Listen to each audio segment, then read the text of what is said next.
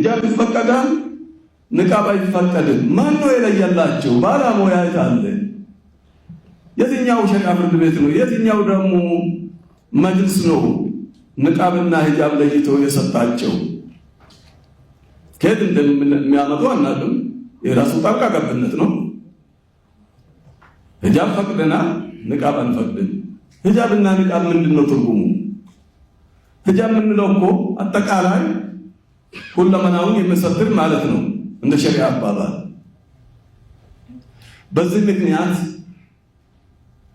ዛሬም አሁን ቀይሮ የመጣብንን ከምንወደውና ከምናከብረው ትምህርት ቤታችን በዚህ ምክንያት ሴት ልጆቻችን እንዲገለሉ መፍቀዱ ይበቃል ብለን ዛሬ ወደዚህ ብቅ ብለናል።